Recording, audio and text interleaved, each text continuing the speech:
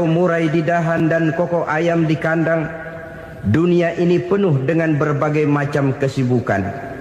Sejak dari petani yang turun ke ladang, pedagang yang berangkat ke pasar, pelajar yang menuju sekolah, sampai kepada pegawai yang berangkat ke kantor, seluruhnya tidak lain untuk mencari sesuatu yang bernama bahagia.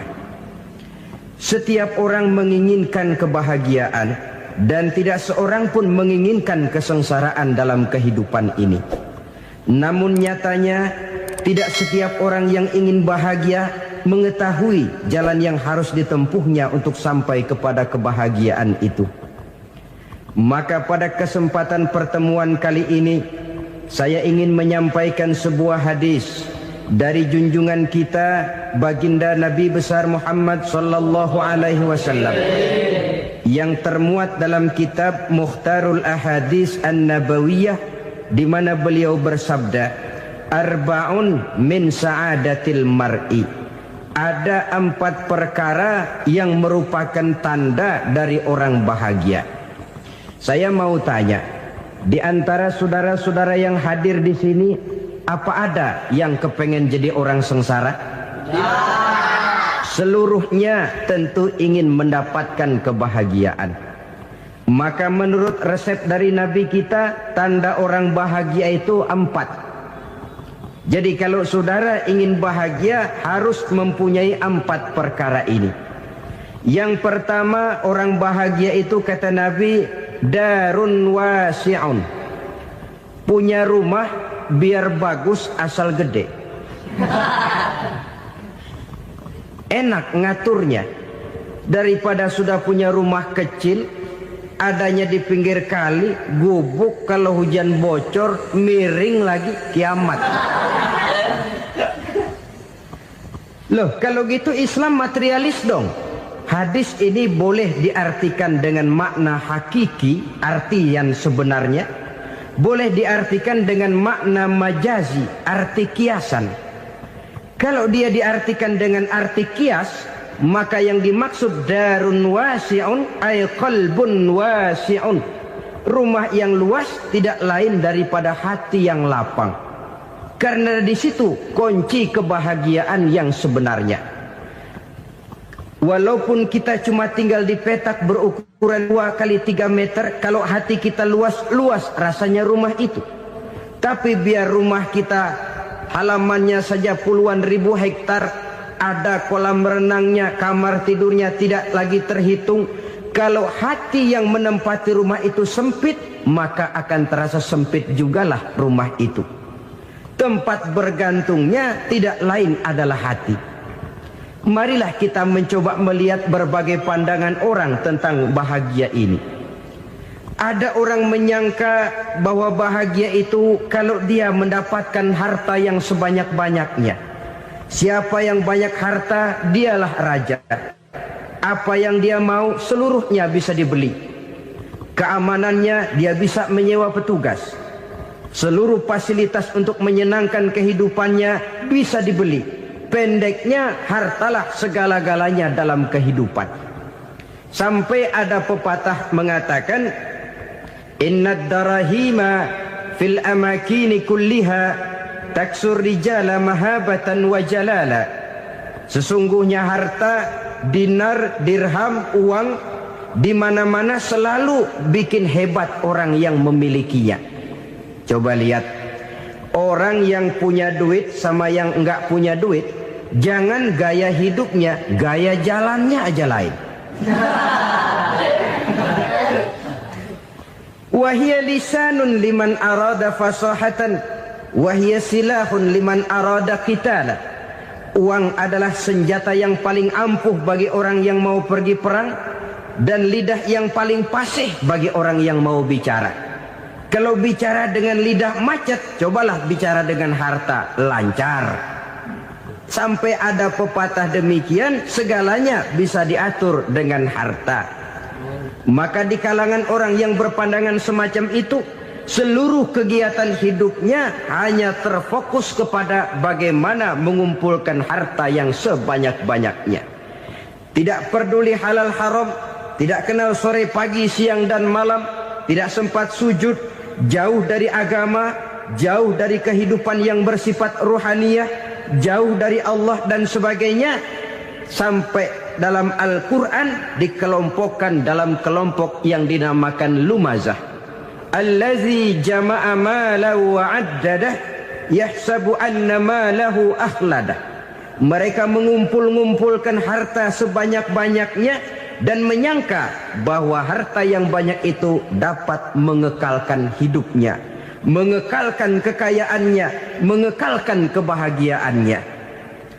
Saudara hadirin yang berbahagia, kalau pandangan hidup ini benar, artinya kalau harta memang merupakan satu-satunya hal yang dapat membuat orang bahagia, tentu di rumah mewah tidak akan pernah ada tangis derita.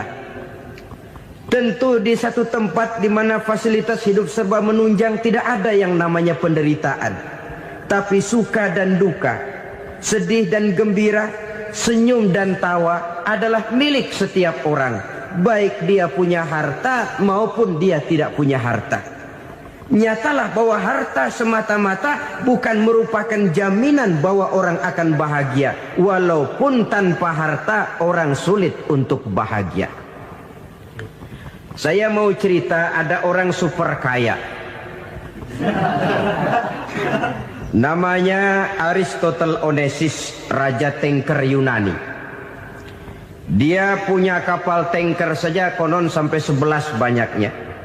Punya perusahaan penerbangan yang disebut Olympic Airlines.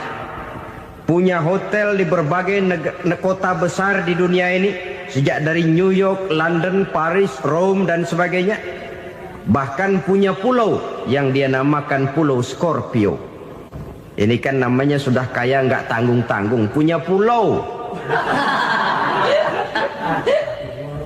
Nah, dia punya 2 orang anak, yang satu laki-laki namanya Alexander, yang satu perempuan namanya Maria Onesimus. Seluruh harapannya tertumpah kepada anak lakinya Alexander ini, yang akan meneruskan usahanya, meneruskan kekayaannya, meneruskan dinastinya. Apa yang terjadi? Ternyata anak yang dia harapkan yang bernama Alexander ini mati muda dalam kecelakaan pada waktu dia olahraga. Apa olahraganya? Namanya olahraga anak orang kaya, golongan jet set. Olahraganya olahraga pesawat terbang. Jatuh. Ya nggak kapungut, habis mati. Tinggal satu anak perempuannya, Maria Onesimus. Tapi anak perempuan ini juga malah urakan. Terakhir dia pacaran, bahkan kemudian kawin sama orang Rusia. Rupanya Aristotle Onesimus ini broken. Kekayaannya yang berlimpah ruah, perusahaannya yang begitu banyak, siapa yang akan meneruskan? Siapa yang akan menggantikan? Sampai kemudian dia mengurung diri di Pulau Scorpio dan mati di sana secara mengenaskan. Seorang multijutawan, seorang yang super kaya, mati menyendiri di pulau sepi. Ibarat kata pepatah, anak ayam mati di lumbung. Bukan kekurangan makanan, keurugan makanan. Begitu kehidupan Aristotle Onesimus. Dan banyak orang-orang yang sudah demikian kaya sampai dibingungkan oleh kekayaannya sendiri. Telusurilah kehidupan David Rockefeller misalnya, Henry Ford misalnya, Adnan Khashoggi misalnya. Multi jutawan yang kadang-kadang dibuat keder oleh kekayaannya sendiri. Pantas ketika Imam Ali ditawarkan orang, "Ya Ali, kalau kepadamu disuruh pilih ilmu atau harta, kau pilih mana?" Ya jelas pilih ilmu dong. Kenapa? Pertama, ilmu kalau kita berikan kepada orang lain tambah. Tapi harta kalau kita berikan kepada orang lain kurang. Saudara punya uang 10.000, dibagi orang 5.000, jelas uang saudara berkurang. Tapi saudara punya ilmu diberikan kepada orang lain bisa, saudara pun makin mantap. Tidak lantas jadi bodoh karena ngajarin orang. Saudara bisa Fatihah lalu mengajarkan orang Fatihah. Orang bisa, saudara pun makin hafal. Tidak lantas setelah diajarin orang ilmunya hilang. Begitu datang dia minta orang, tolong ajarin saya Fatihah. Udah habis, nggak ada.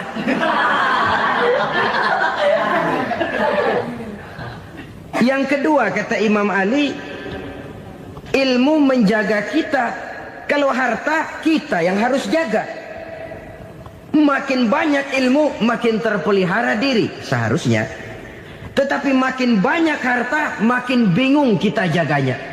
Sampai kadang-kadang kalau perlu seluruh keliling rumah dipasangi alarm. Belum cukup disewakan anjing besar-besar, pasang di depan pintu, awas anjing galak. Masih belum cukup juga, cari centeng tukang-tukang kepruk jaga rumah. Masih terasa belum aman, padahal rumahnya dikelilingi tembok besar. Di balik tembok ada pintu-pintunya tebal. Di balik pintu itu terbuka masuk kamar, kamar pun ada pintunya, pintunya pun kuat. Masuk ke dalam kamar ada lemari, lemarinya pun pintunya kuat, dikunci, kuncinya pun kuat. Tapi terhadap seluruhnya yang timbul cuma sekedar was-was saja. Kesimpulannya sekali lagi, tanpa harta orang memang sulit untuk bahagia. Tapi harta semata-mata tidak merupakan jaminan orang akan bahagia. Dengan hati yang luas, itu modal utama untuk mencapai kebahagiaan hidup. Orang yang hatinya luas, saudara-saudara, punya hati yang lapang, melihat kenyataan hidup ini, dia bersyukur senantiasa kepada Allah. Lantas tidak timbul hasud dan iri hatinya. Oleh karena itu, jiwanya selalu lapang. Kalau tidak, cupik hati namanya. Dangkal pandangan, tidak senang melihat orang lain dapat nikmat, dan itu sering dijadikan contoh. Kalau orang yang lapang dada, dia lihat tetangganya beli TV baru, dia berkata, alhamdulillah ya, tetangga kita beli TV, mudah-mudahan kita bisa ikut nonton. Lapang dadanya.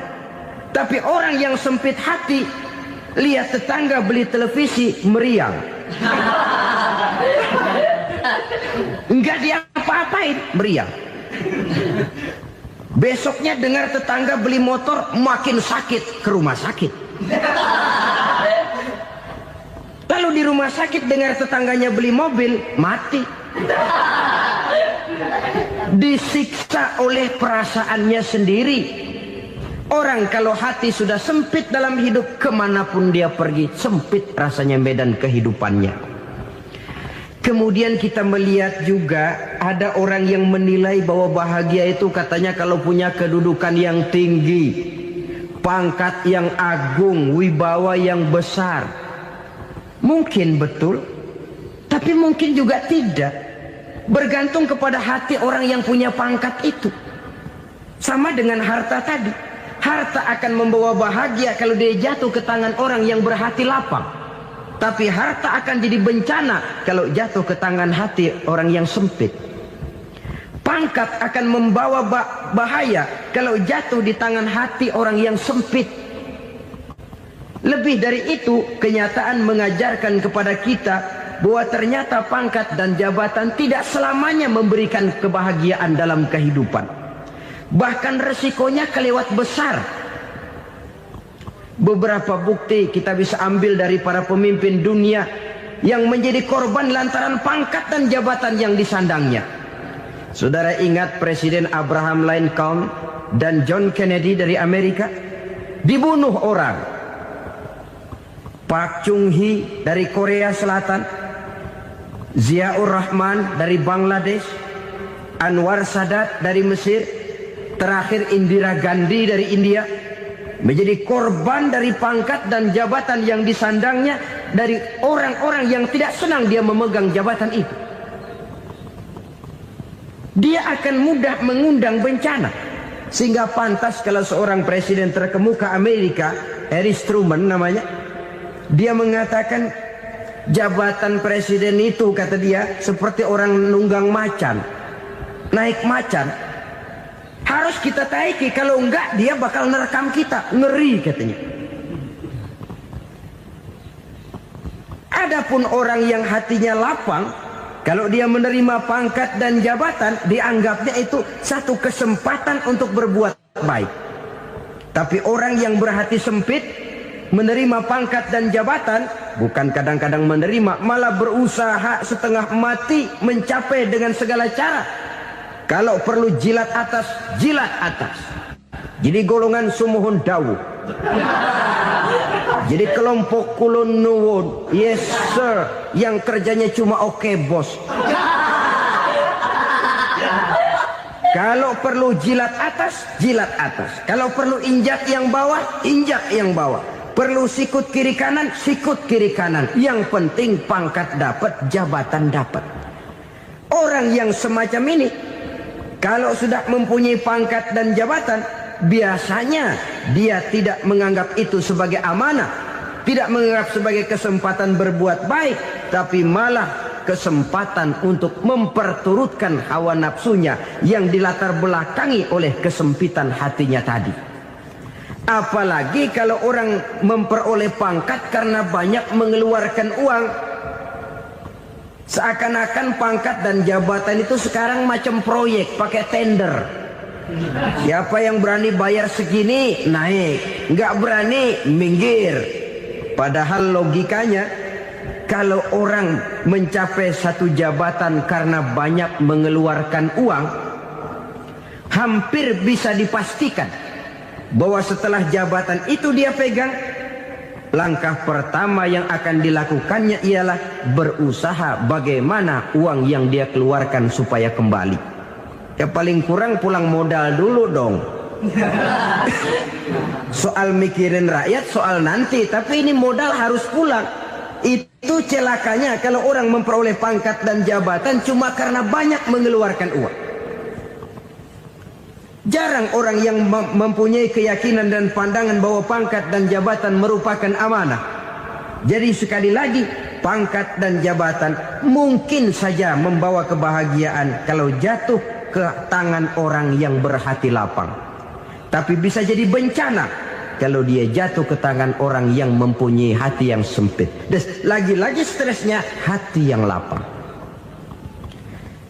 Lalu sebagian orang, saudara, ada yang berpandangan katanya bahagia itu kalau jadi orang terkenal, mempunyai popularitas, menjadi idola di kalangan remaja, di kalangan orang tua, di segala lapisan masyarakat. Padahal makin populer orang makin terikat dia. Ya kalau macam kita ini kan nggak punya nama, nggak populer, tengah malam buta mau nongkrong di warung Tegal aman. Tapi pangkat, jabatan, kedudukan, popularitas menyebabkan kita diikat dengan berbagai macam peraturan. Cuma mandi sama ke WC saja yang nggak dikawal.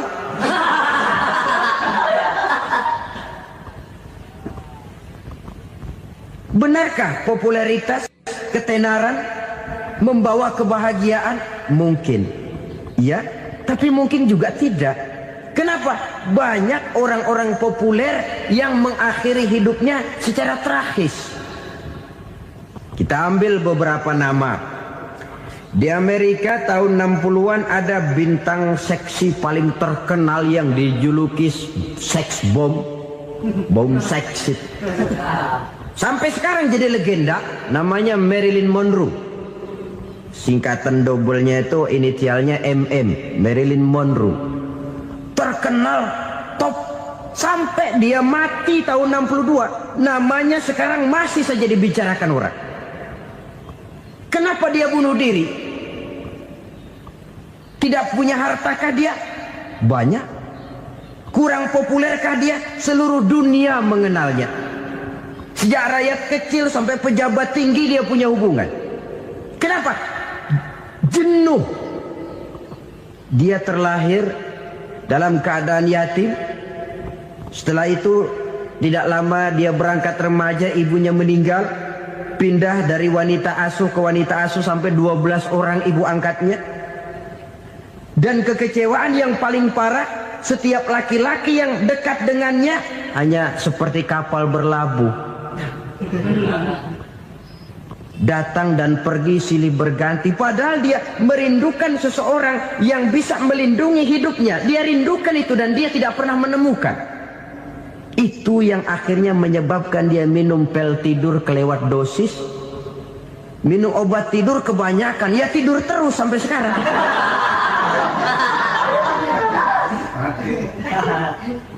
Dia mengakui, saya telah memiliki ketenaran, tapi saya tidak pernah hidup dalam ketenaran itu.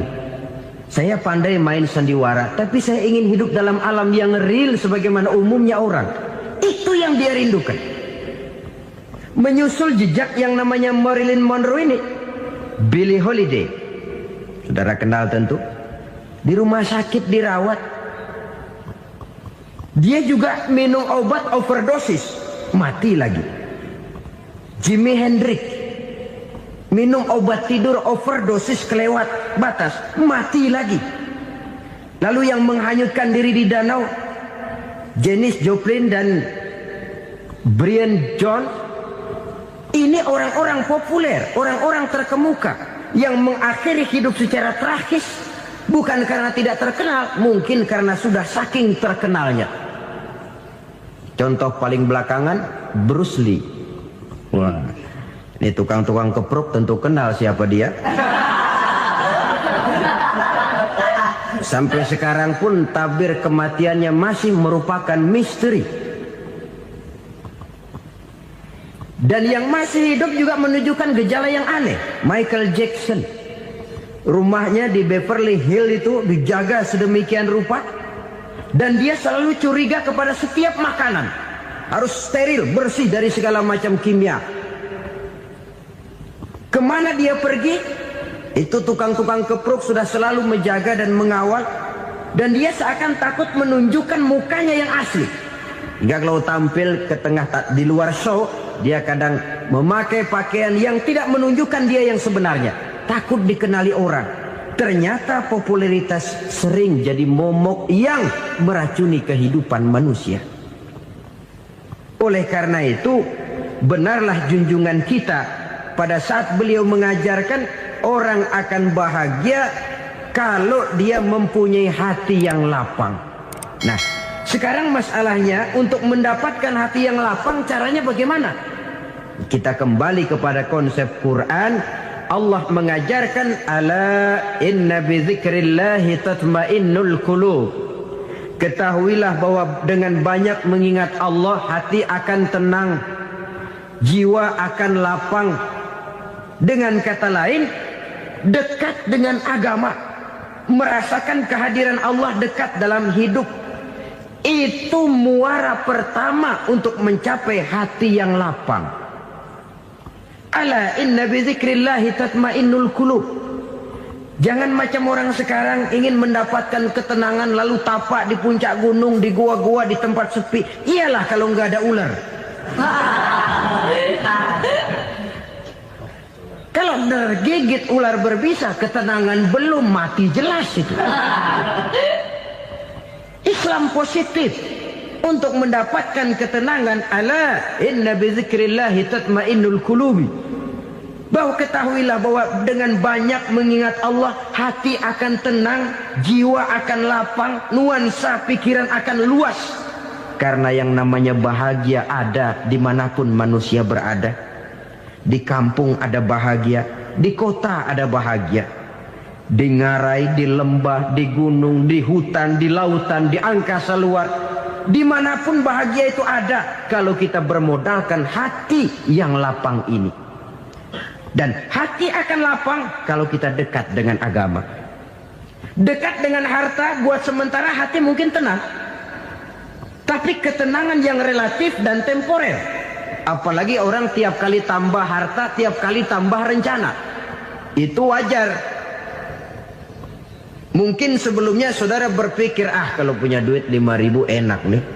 Begitu punya duit 5.000, aduh sayang kalau 10.000 aja. Tiap kali tambah harta, tiap kali lain rencana. Makin banyak rencana, makin menjauhkan kita dari yang namanya ketenangan. Padahal ketenangan merupakan unsur utama untuk mencapai bahagia. Dan ketenangan itu bermuara dalam hati manusia. Tengoklah kehidupan ini. Orang yang banyak harta dengan orang miskin, Berbedakah rasa sakit yang mereka tanggungkan? Rasanya tidak. Walaupun si kaya tidur di kasur empuk berselimutkan sutra mahal, sementara si miskin meringkuk di balai bambu yang keras dan kasar. Apabila maut datang, dia juga tidak pernah pilih bulu. Maut datang menjemput si kaya di singgasana keemasannya, dikelilingi oleh para pengasuh, dayang dan inang serta para pengawal. Dan maut pun datang menjemput si miskin papa, sehingga ia tergelepar di tepian jalan. Kedua-duanya bernama mati. Kalau nyata bahwa sakit yang ditanggung si kaya tidak beda dengan sakit yang ditanggung si miskin, bukan harta semata yang membuat orang bahagia. Hati yang tenang, jiwa yang lapang penuh kedamaian, karena banyak berzikir dan mengingat Allah, itu merupakan modal utama untuk mencapai sesuatu yang bernama bahagia.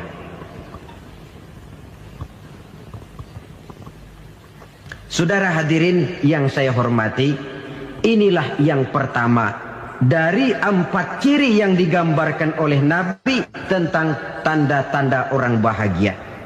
Dan harus berangkat dari yang pertama ini, hati yang lapang. Ini yang harus kita miliki lebih dahulu, baru nanti akan menyusul kepada poin yang ketiga, kedua dan selanjutnya. Sebab kalau hati sudah terisi dengan jiwa yang lapang, seluruh persoalan insya Allah akan bisa kita atasi dengan sebagaimana mestinya. Yang kedua sekarang, tanda orang bahagia menurut baginda Nabi, markabun syariah. Orang bahagia itu, kata beliau, punya kendaraan biar cepat asal lancar. Artinya kemana dia mau pergi mudah. Apa maksud hadis ini? Kalau kita kaji lebih dalam, kendaraan itu kan alat transportasi. Transportasi tidak lain adalah usaha memudahkan komunikasi. Pindah dari situ kepada teori bahwa manusia adalah zon political, makhluk bermasyarakat yang tidak bisa memenuhi kebutuhan hidupnya secara sendirian. Kita memerlukan keberadaan orang lain dalam kehidupan ini. Untuk memakai baju saja kita sudah perlukan petani yang tanam kapas, pabrik yang memintal kapas jadi benang, pabrik yang menenun benang jadi kain, sampai kepada mesin jahit, sampai kepada tukang jahit. Itu cuma untuk memakai pakaian saja. Tidak seorang pun di antara kita yang sanggup memenuhi kebutuhan hidupnya secara sendiri. Kita perlu orang lain. Maka kebebasan dalam arti mutlak, kebebasan tanpa batas, itu tidak mungkin ada dalam kehidupan. Karena kita mengadakan yang disebut interaksi sosial. Setiap kegiatan kita tentu melibatkan orang lain. Menurut kita barangkali kita bebas jalan di jalan raya semaunya, tapi orang lain berkendaraan pun merasa bahwa ini ada juga jalan haknya, dan begitu selanjutnya. Oleh karena itu, maksud dari kendaraan yang cepat ini adalah khulatuhu ma'as solihin. Lingkungan pergaulannya terdiri dari orang-orang soleh. Pergaulannya luas. Kemana dia pergi ada temannya. Kesulitannya ada tempat dia cerita. Dan kesulitan kalau sudah diceritakan kepada orang lain, taruh kata orang itu tidak bisa menolong, namun menceritakannya kepada orang yang kita percayai, kan paling kurang sudah mengurangi beban jiwa, mengurangi tanggungan batin, merasa masih ada tempat kita cerita. Maka lebih baik orang awam yang mau bergaul ketimbang orang setengah alim tapi ngunci pintu. Sebab nantinya akan timbul sikap picik, cupik pandangan, dan tidak luas menghadapi kenyataan dalam kehidupan ini. Namun yang harus kita garis bawahi, pergaulan memang mesti luas. Namun jangan sekali-kali lupa bahwa pergaulan sangat besar pengaruhnya dalam ikut membentuk kepribadian manusia. Sehari-hari bisa kita bilang, kalau kita dekat sama tukang minyak wangi, sekalipun nggak dibagi minyaknya, baunya tentu dapat. Betul? Tapi dekat sama tukang elas, walaupun nggak kena apinya, asapnya mesti kena. Kalau Syauqi mengatakan lebih jelas lagi, man asyaral asyrafa asa musyarrafan wa muasyiral anzali ghairu musyarrafin. Awalam taral jildal hakira muqabbalan bisagri lamma sara jildal mushaf. Siapa yang bergaul dengan orang mulia, dia bakal ikut menjadi mulia. Tapi siapa yang berteman dengan orang hina, dia tidak bakal ikut menjadi mulia. Tidakkah kau lihat, kata Syauqi, kulit kambing yang hina pun dicium orang ketika menjadi kantong Quran. Kulit kambing hina, kalau dia sendirian gak ada yang mau cium. Tapi begitu dia bergaul dengan Quran, menjadi kantong Quran, dipakein minyak wangi, ditaruh di tempat yang tinggi, mau diambil dicium dulu, dibawa dengan penuh hormat dan hati-hati. Kulit kambing yang hina lantaran berteman dengan Quran, numpang mujur. Tapi coba lihat kalau kulit kambing berteman dengan kayu, jadi beduk, habis. Zohor dikemplang, asar dipukul. Itu pun sedikit saja, cuma salah milih teman. Yang temannya Quran dihormati orang, yang temannya kayu lantaran jadi beduk, gelap-gelap subuh orang udah kemplangin.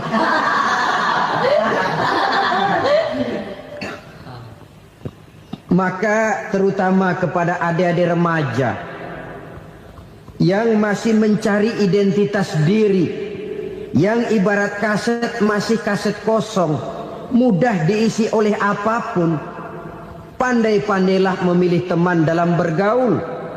Karena banyak orang yang tadinya baik-baik, ketika terseret dalam pergaulan dengan orang yang tidak baik, kebaikannya menjadi lentur dan luntur. Tapi berapa banyak bajingan-bajingan tengik, orang-orang yang berlumur noda dan dosa, tiap hari melakukan maksiat, namun bergaul dengan orang yang baik-baik, pada akhirnya sedikit demi sedikit beringsut dan berangsur dia terbiasa mengikuti kebaikan-kebaikan. Saya tekankan ini kepada remaja karena mereka masih mencari identitas diri. Apa yang mereka lihat mereka mau, apa yang mereka dengar mereka ingin tahu. Coba lihat kehidupan remaja. Pulang nonton film Rambo, pengen jadi Rambo, gagah, maunya belekai melulu. Pulang nonton film Superman, pengen bisa terbang. Pulang nonton India, nyanyi melulu. Wajar, mereka masih mencari identitas diri. Saya ini sebenarnya siapa? Lingkungan, pergaulan akan membentuk itu. Karena itu pandai-pandailah bergaul, karena ia sangat besar pengaruhnya dalam ikut membentuk kepribadian manusia. Apalagi sifat yang jelek lebih cepat menularnya ketimbang sifat yang baik. Sifat yang baik, watak yang soleh itu lambat sekali untuk menular. Tapi yang tidak baik, kan prosesnya mah kalau remaja biasanya mula-mula dengar. Karena dengar lalu pengen tahu. Karena pengen tahu lalu ngeliatin. Begitu ngeliatin kan pengen nyobain. Setelah nyobain ketagihan. Nah, ini prosesnya. Yang namanya ganja, morfin, narkotik, awalnya kan begitu. Mula-mula dengar, katanya kalau sudah fly to the sky, sudah melayang ke langit, katanya disitulah puncak kebahagiaan. Mulanya cuma dengar. Karena dengar pengen tahu. Karena pengen tahu lalu ngeliat, kumpul sama orang yang suka ngeganja. Setelah ngeliat, lah pengen ngerasain. Begitu ngerasain enak juga, ketagihan. Kalau sudah ketagihan jadi penyakit kronis, bisa merembet kepada yang lain. Iya, kalau orang tuanya mampu untuk beli morfin, beli ganja. Kalau tidak kan pikirannya ngayap, jemuran siapa ya gue sambet. Timbullah perbuatan-perbuatan negatif yang bermula dari salah pergaulan.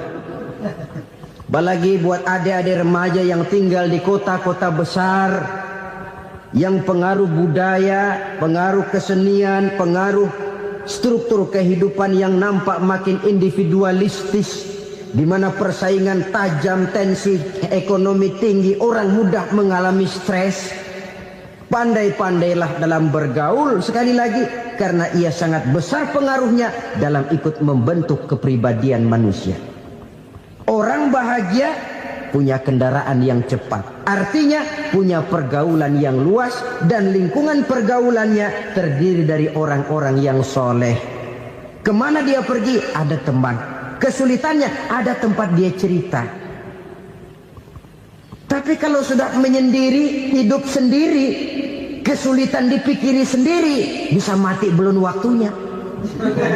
Tidak ada tempat berbagi rasa, tidak ada tempat bercerita, tidak ada tempat mengurangi